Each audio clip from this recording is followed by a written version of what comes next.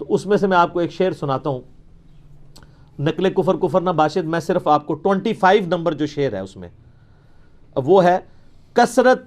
کثرت بعد قلت پہ اکثر درود، عزت بعد ذلت پہ لاکھوں سلام،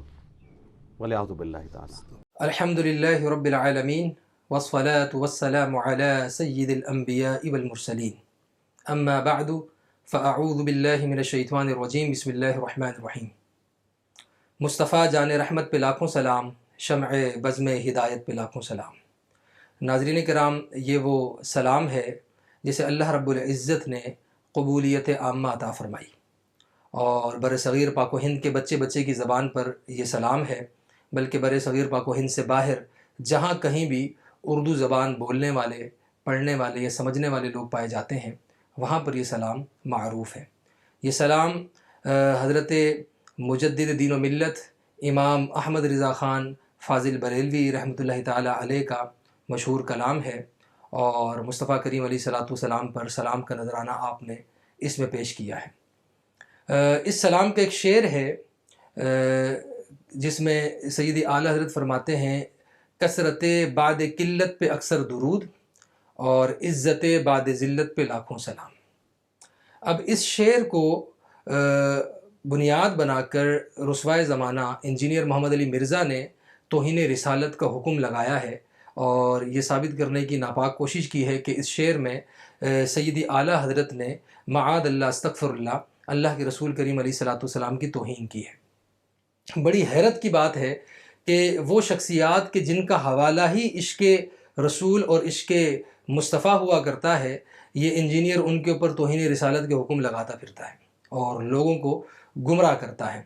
تو سید اعلیٰ حضرت کی ساری زندگی مصطفیٰ کریم علیہ الصلوۃ والسلام کی عظمت بیان کرتے ہوئے گزری، اور ساری زندگی گستاخان رسول کا تعقب کرتے ہوئے آپ نے گزار دی، اور آپ کی تصانیف کثیرہ اس کے اوپر شاہد ہیں، دلالت کرتی ہیں۔ اگر آپ انہیں پڑھیں تو آپ واضح طور پر جان جائیں گے کہ پیارے مصطفیٰ کریم علیہ الصلوۃ والسلام کی عظمت و شان کو کس انداز میں سید اعلیٰ حضرت یعنی کہ امام احمد رضا خان فاضل بریلوی نے بیان فرمایا ہے۔ اب اس شعر کے اندر انجینئر محمد علی مرزا یہ کہتا ہے، اس شعر سے متعلق یہ کہتا ہے کہ دیکھیں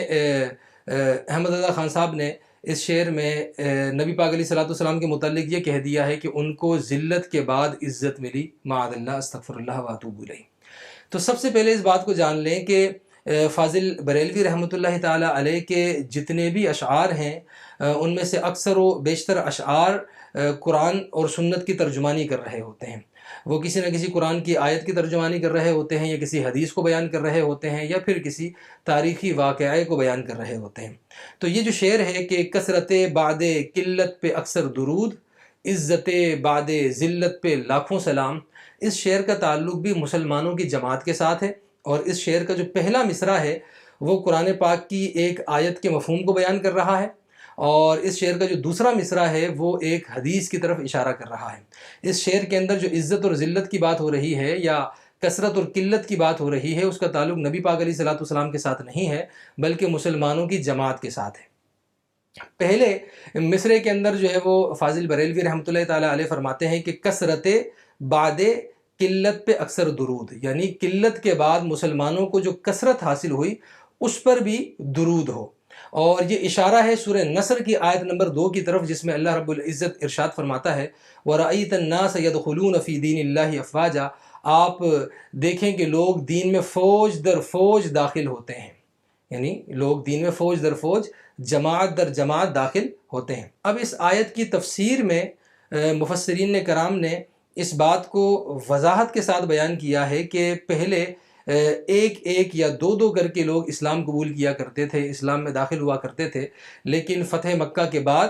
پوری جماعتیں اسلام میں داخل ہونے لگیں، پورے قبیلے اسلام میں داخل ہونے لگے۔ تو اسی مفہوم کو جو ہے وہ سیدی اعلیٰ حضرت نے اپنے اس شعر کے پہلے مصرعے کے اندر بیان کیا ہے کہ مسلمانوں کو جو قلت کے بعد کثرت حاصل ہوئی اس کثرت کے اوپر بھی درود ہو۔ اور پھر اس شعر کا پہلا مصرع ہی دوسرے مصرعے کے معنی کو متعین کر رہا ہے، یعنی مسلمان پہلے قلیل تھے، بعد میں کثیر ہو گئے۔ مطلب یہ کہ مسلمان جو ہے وہ یعنی پہلے لوگ مسلمان نہیں تھے اور وہ اسلام میں داخل ہوئے، اس طرح جو ہے وہ اسلام کے اندر مسلمانوں کی تعداد بڑھی۔ اب یہ جو دوسرا مصرع ہے یہ سیدی اعلیٰ حضرت اشارہ فرما رہے ہیں ایک حدیث کی طرف، اور وہ حدیث کون سی حدیث ہے؟ وہ حدیث حضرت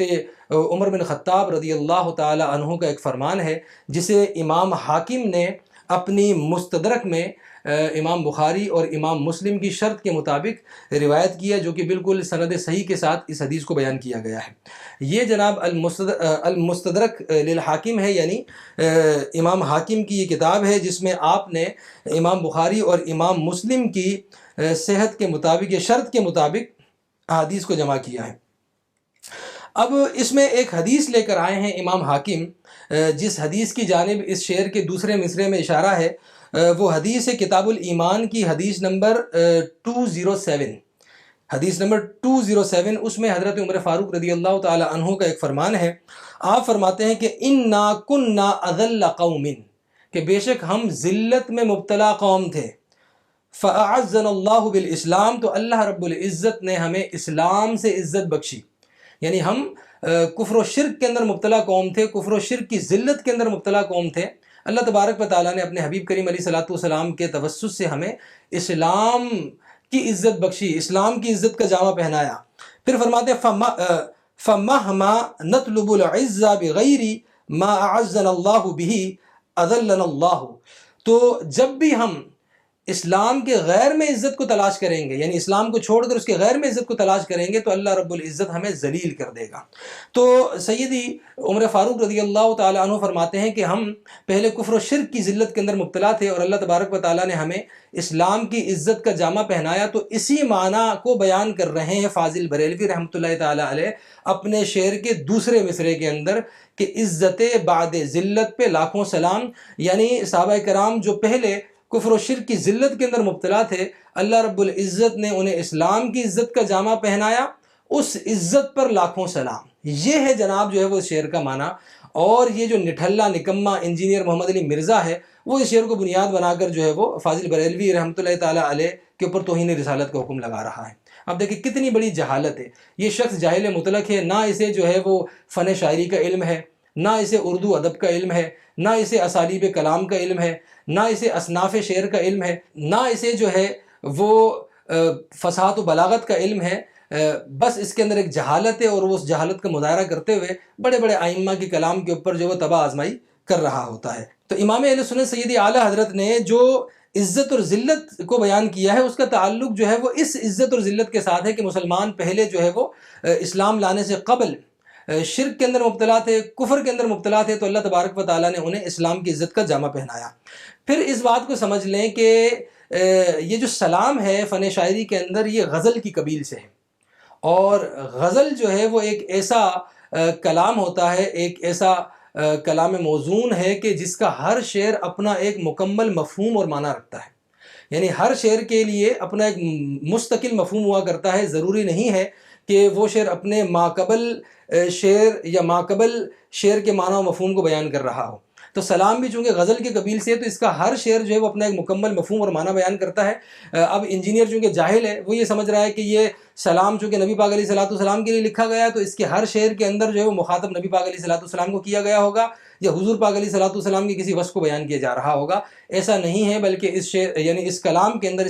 اس سلام کے اندر فاضل بریلوی رحمۃ اللہ تعالیٰ علیہ نے صحابہ کرام کی عظمت کے اوپر بھی سلام بھیجا ہے، ان کی شجاعت کے اوپر بھی سلام بھیجا ہے،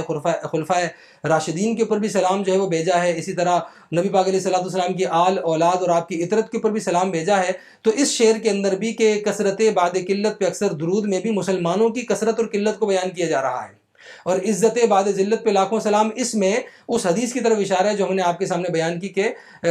پہلے جو ہے وہ صحابہ کرام اسلام لانے سے پہلے کفر کے اندر مبتلا تھے، شرک میں مبتلا تھے، تو اللہ تبارک و تعالیٰ نے جو ہے وہ آپ کو اسلام کی عزت کا جامہ پہنایا۔ یہ معنی ہے اس شعر کا۔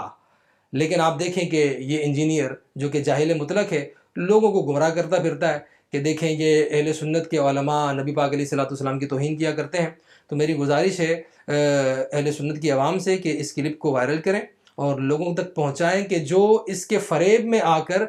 اور وہ یہ سمجھ رہے ہوتے ہیں کہ اہل سنت کے علماء نبی پاک علیہ الصلوۃ والسلام کی توہین کیا کرتے ہیں یا ان کے اشعار کے اندر نبی پاک علیہ الصلوۃ والسلام کی عظمت کو بیان نہیں کیا جا رہا ہوتا، اور یہ شخص جو ہے وہ ان اشعار کو توڑ مروڑ کر ان کے سامنے پیش کر کے اور اپنا ایک مفہوم اس کو پہنا کر گستاخی ثابت کرنے کی کوشش کر رہا ہوتا ہے، تو ایسے لوگوں کے لیے جو ہے وہ آپ اس کلپ کو وائرل کریں تاکہ ان کی ہدایت کا سامان ہو۔ اور اللہ تبارک و تعالیٰ سے دعا ہے کہ اللہ تبارک و تعالیٰ ہمیں اپنی ساری زندگی مصطفیٰ کریم علیہ الصلوۃ والسلام کی سنتوں کا عامل بنائے اور علماء اہل سنت کی اتباع کرنے والا بنائے۔ آمین بجاہ النبی الامین صلی اللہ علیہ وسلم۔